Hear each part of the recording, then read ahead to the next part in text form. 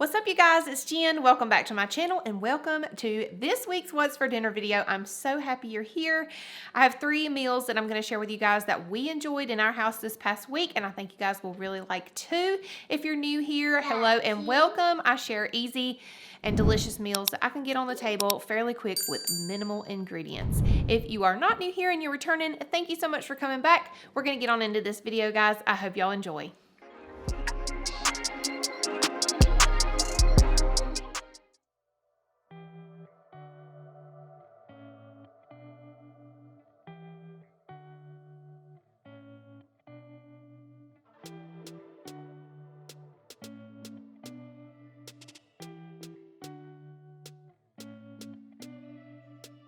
Alrighty, y'all, as you just saw, the first meal I'm going to be sharing with you guys today is a good old-fashioned vegetable beef stew.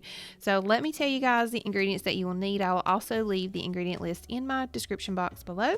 First, you'll need 2.5 to 3 pounds of stew meat, a 12-ounce bag of frozen mixed vegetables, 1 can of cream of mushroom soup, a half a can of tomato paste, 1 can of grated northern beans, which is optional, 1 can of beef broth, 1 packet of French onion soup mix, 5 to 6 potatoes, you can use canned if you choose to, and a half a bottle of tomato juice. Not pictured here is a half of an onion chopped and 1 can of diced tomatoes undrained. Totally forgot to get those out, guys. Sorry.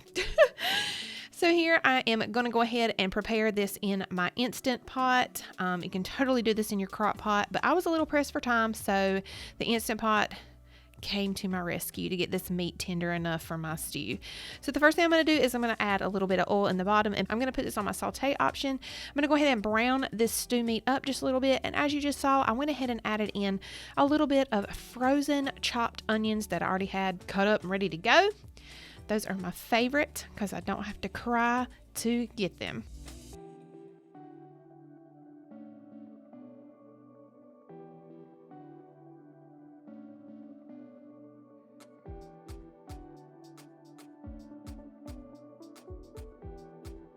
I have been totally loving my Kitchen Mama can opener. If you are interested in one of these, I will leave a coupon code and a link in my description box below.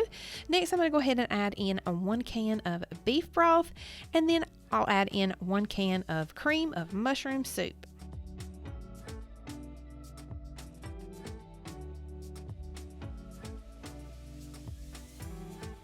Up next is my packet of French onion soup mix.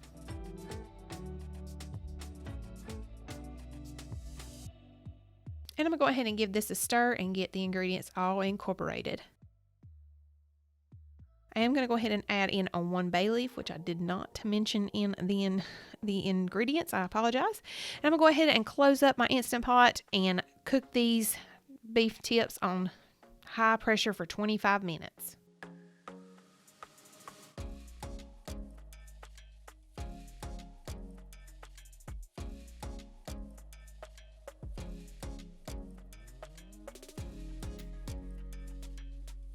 This is where I'm going to use my slow cooker option on my Instant Pot. I'm going to go ahead and cut these potatoes up really fine so they don't take as long to cook. I'm going to release the pressure on the Instant Pot now that it is done cooking my stew meat. And we'll go ahead and add in the rest of the ingredients now.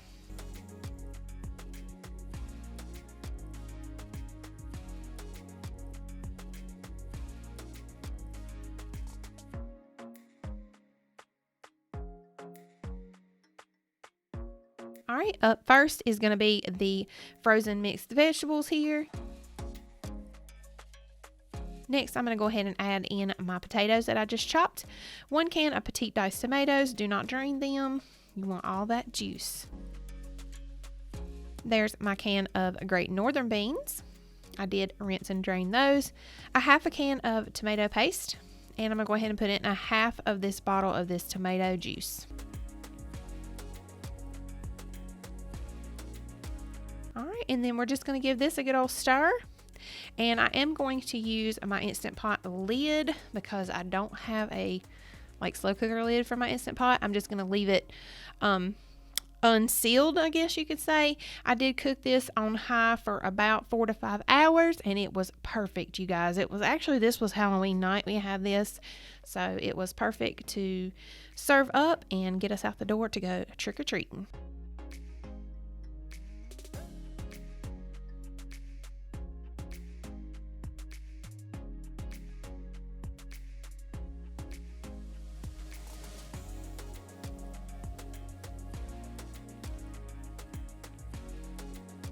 Hello, so it is the next night, and I just wanted to share this little tip with you guys. I'm not sure if anyone is aware of this. I kind of found this online and I use this now.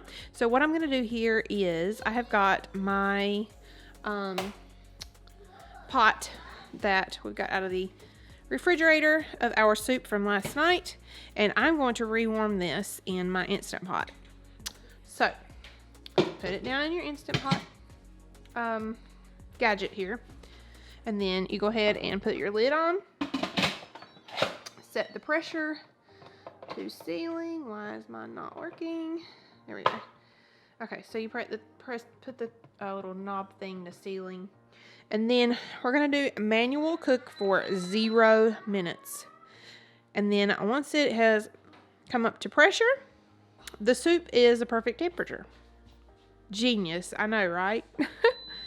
Alright, you guys, I just took the lid off, and as you can see, it has gotten up to temperature. Well, so now we're gonna eat. I've got some cornbread muffins in the oven. We're just waiting on those to finish up, and we will eat.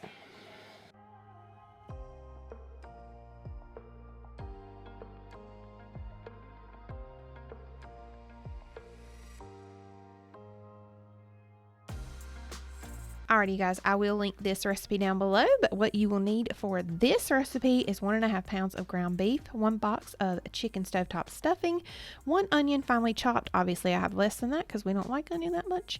1 egg, 1 tablespoon of oil, 1 12-ounce jar of beef gravy, but get the family size or value size. Trust me, you'll want more gravy. And for sides, we're having mashed potatoes and roasted Brussels sprouts. Alrighty, so the first thing I'm going to do here is I'm going to go ahead and get my potatoes going. Like I said, I am making mashed potatoes. I decided to go ahead and do them in my Instant Pot this night. So I cut them up and left the skins on. And I did go ahead and add in 1 cup of water because anybody who has the Instant Pot knows you need some liquids up in there. Alright, we're going to go ahead and seal this bad boy up. And we are going to cook these potatoes on 10 minutes. Meanwhile, I'm going to go ahead and chop up my Brussels sprouts. So I just basically chop the ends off and cut them in half. And I'm going to toss them in this bowl with a little bit of extra virgin olive oil, garlic powder, and salt.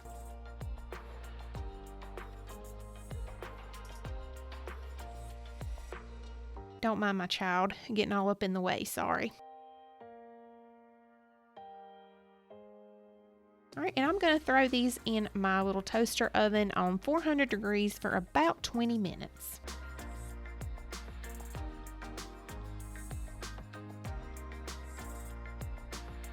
Alrighty, next I'm going to go ahead and mix up the Salisbury steaks. Here I'm adding in the small amount of onion because, like I said, half the people that live here don't like onion. 1 egg, the whole box of the chicken stovetop stuffing, and 1 cup of water. And I'm going to get in here with my hands and get this stuff all mixed together.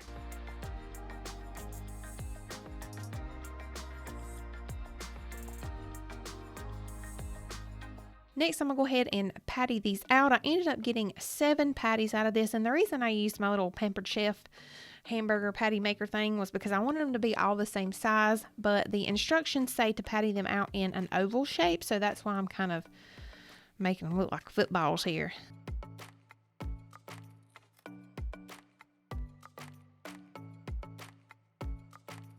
I absolutely love this hamburger press. Once I learned how to use it, me and this old thing are good friends.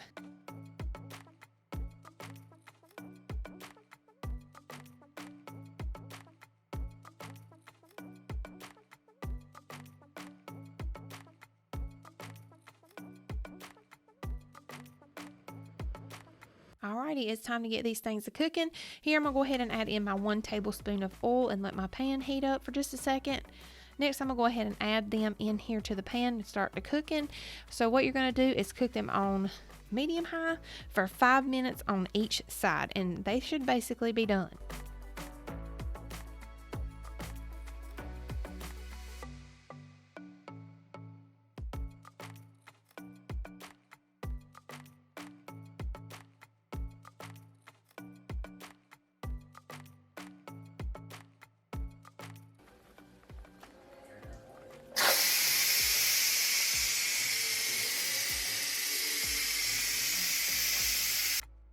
Alrighty, so as you just seen, I went ahead and let the pressure off of those potatoes, and now it's time to go ahead and flip these Salisbury steaks over.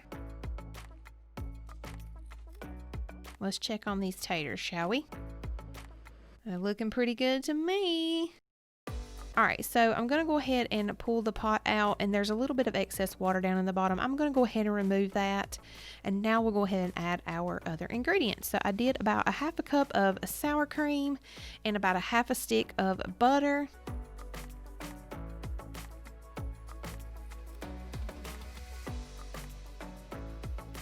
And about a half a cup of milk. And obviously salt. Alright, I'm going to get to mashing these bad boys. Again, I know this is the hard way to do it. I could have just put them in the KitchenAid mixer and went about my business and my day, but you know, there's just something about putting a little elbow grease into stuff, right?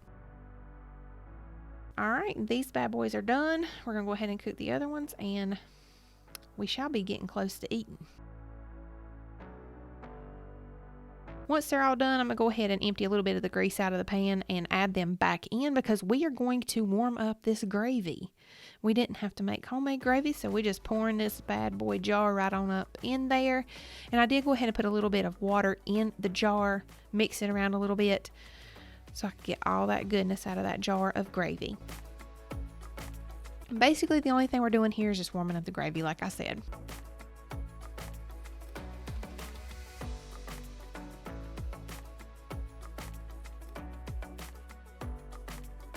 All right, and yonder she blows. Does that not look amazing? That was like the most delicious stick to your ribs meal of the week, in my opinion.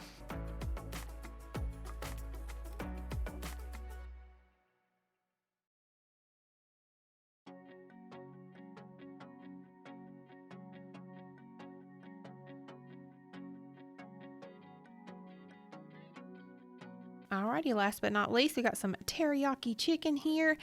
Here in my Instant Pot, yes, I'm using my Instant Pot again tonight. I have 2 chicken breasts cut in half, and I did double this recipe because I wanted some more, I wanted plenty of sauce. So here I'm putting in 4 teaspoons of minced garlic, a half a cup of honey,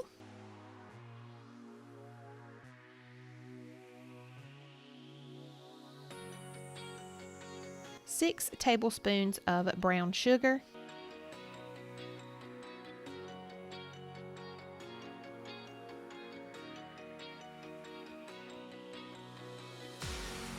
1 cup of soy sauce,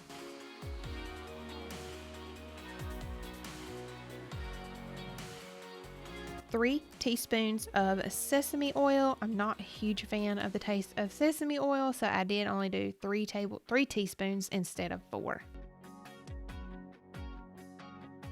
And the same with the rice vinegar. I only did 3 tablespoons instead of doubling it to make it 4. The link for this recipe will be down in my description box below. I'm certain that you can use this in like the stovetop or however else, maybe the crock pot. There are different ways to make this recipe other than using an Instant Pot if you do not have one. Alright, so I'm just getting these ingredients all incorporated well. With the honey, it's like sticking to the bottom and this and that, so. Alright, now I'm just going to go ahead and pour this mixture over my chicken, and we are going to get this bad boy cooking.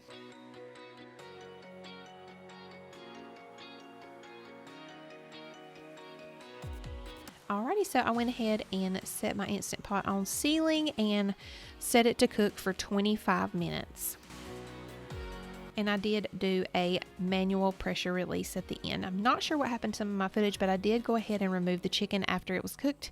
Put it on saute, added in some water and cornstarch to thicken up my sauce here. And basically dinner was done, guys. It was so easy and it was very delicious.